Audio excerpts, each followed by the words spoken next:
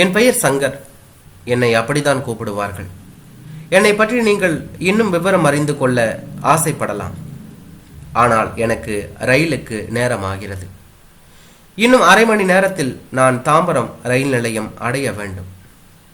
இப்பொழுது துரிதமாக பேருந்து நிறுத்தம் நோக்கி நடப்பதால் சற்று மூச்சு வாங்குகிறது. என்னுடன் நீங்கள் பயணம் செய்தால் என்னை பற்றி தெரிந்து கொள்ளலாம் என்று தான் சொல்ல வேண்டும். விரைவாக நடந்தால் 5 நிமிடத்தில் பேருந்து நிறுத்தம் வந்துவிட்டோம். ஆம், அது தாம்பரம் என்ற பலகையில் எழுதப்பட்ட மாநகராட்சி பேருந்து தான். நேரம் இரவு 10 மணி ஆதலால் பல இருக்கைகள் காலியாகவே இருந்தன. எனினும் இன்னும் 8 நிமிட பயணத்தில் இறங்கி விடுவேன் என்ற எண்ணமும் ரயிலை பிடித்தாக வேண்டும் என்ற பரபரப்பினாலும் நான் உட்காரவில்லை. என் கருப்பு நிற பெட்டியை கெட்டியாக பிடித்து கொண்டு நின்றேன் என்றுதான் சொல்ல வேண்டும். இதோ இறங்கிவிட்டேன். நடையை ஓட்டமாக்கினேன். ரயில் நிலையம் நோக்கி 8ஆம் நம்பர் பிளாட்ஃபார்ம் செல்ல வேண்டும். இடைநிலையிடையில் என் சட்டைப்பையில் உள்ள எனது முன்பதிவு டிக்கெட்டை என் இடது கை தொட்டு பார்த்து உறுதிப்படுத்திக் கொண்டது என்றுதான் சொல்ல வேண்டும். அப்பாடா, இன்னும் ரயிலுக்கான முன்னறிவிப்பு ஒலிக்கப்படவே இல்லை. இதனை விசாரித்து தெரிந்து கொண்டேன் என்றுதான் சொல்ல வேண்டும். இரும்பு நாற்காலியில் உட்காருவதற்கும் என் செல்போன் சினுங்குவதற்கும் சரியாக இருந்தது. என் மனைவிதான் அழைக்கிறாள். என் வருகையை உறுதிப்படுத்திக் கொள்ள அழைக்கிறாள் போலும். ஸ்டேஷன் வந்துட்டேன், காலையில் வந்துடுவேன், சாப்பிட்டியா? அளவாக பேசிவிட்டு அழுத்தினேன் பொத்தானை என்றுதான் சொல்ல வேண்டும். என் வயது 40 தொட்டிருக்கும் என்பதை என் தோற்றத்தை பார்த்து ஊகித்திருப்பீர்கள். ஊர் கும்பகோணம். அலுவல் காரணமாக சென்னை வந்து இப்போது ஊர் திரும்புகிறேன். அன்பான மனைவியும் அழகான 2 மகள்களும் இருக்கிறார்கள். கூ ரயில் வந்துவிட்டது. எனக்கு லோவர் பெர்த் ஒதுக்கப்பட்டிருந்தது. ஏறியதும் நன்றாக தூங்கிவிட வேண்டும், என் களைப்பை போக்கிக் கொள்ள வேண்டும் என்று எண்ணி ரயிலில் ஏறினேன் என்றுதான் சொல்ல வேண்டும். S5 25ஆம் Perth. என் இருக்கையை இல்லை என் படுக்கையை அடைந்தேன் என்றுதான் சொல்ல வேண்டும். ஒரு இளம் தம்பதியினர் என் கம்பார்ட்மெண்ட் வந்தனர். கையில் குழந்தையுடன் பொருத்தமான நடுவர்க்கத்து நாகரிக தம்பதியினர். அவன் ஜீன்ஸ் டிஷர்ட்டும் அவள் சுடிதாரும் அணிந்திருந்தார்கள். கணவன் என்னை அணுகி, சார், குழந்தை இருக்கு, நீங்க அப்பர் பெர்த்தை எடுத்துக்கிறீங்களா ப்ளீஸ் என்றான். நானும் தலையை ஆட்டிவிட்டு அப்பர் பெர்த்துக்கு சென்று படுத்தேன் பெட்டியோடு என்றுதான் சொல்ல வேண்டும். ரயில் புறப்பட்டது. குழந்தையையும் அழத் தொடங்கியது. ரயிலின் கூ என்ற இறைச்சலுக்கு நான் தான் போட்டி என்பது போல ஊ என்று அலறியது அந்த குழந்தை. நான் மேலிலிருந்து பார்த்தேன். தாயின் முகம் மாறியது. ஒருவித பயம் கலந்த சோகம். தன் குழந்தையின் அழுகையால் மற்றவர்களின் உறக்கம் கலைந்து விடுமோ என்ற கவலை. 2 பிள்ளைகளின் தந்தை எனினும் அந்த குழந்தையின் வயதை துல்லியமாக என்னால் கணிக்க முடியவில்லை என்றுதான் சொல்ல வேண்டும். 1 வயதோ அல்லது அதற்கு மேலோ இருக்கலாம்.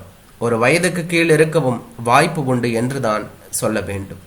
அந்த குழந்தையின் அழுகையை நிறுத்த முயன்றார்கள், பயனில்லை. அவர்கள் பேசிக்கொண்டதிலிருந்து குழந்தைக்கு உடல்நலம் இல்லை என்பது தெரிந்தது. என் கவலையோ என் தூக்கம் பறிபோய்விட்டதை எண்ணி குழந்தைக்கு 2 அப்பர் பெர்த்திலும் சேலையை கட்டி தொட்டில் போட்டு தூங்க வைக்க முயன்றார்கள். ஆனால் அது கடலில் மோதிரத்தை போட்டு தேடும் முயற்சியை போல வீணாயிற்று. ஒருவாறு அழுது களைப்புற்று குழந்தை தூங்கி போனது. கணவன் மிடில் பெர்த்தில் படுக்க, அவளோ லோயர் பெர்த்தில் படுத்தாள். குழந்தை தூங்கிய போதும் அவள் தூங்கவில்லை. சிறிது நேர இடைவெளியில் எழுந்து குழந்தையை கவனித்து கொண்டாள் என்றுதான் சொல்ல வேண்டும். ரேடியம் உள்ள எனது கை கடிகாரத்தில் 2 முட்களும் இணைந்தன. அதே நேரம் என் இமைகளும் ஆற தழுவின என்றுதான் சொல்ல வேண்டும். இடையில் விழிப்பு வந்து எழுந்தேன். உடல் வியர்த்து இருந்தது. ரயில் நின்று கொண்டிருந்தது.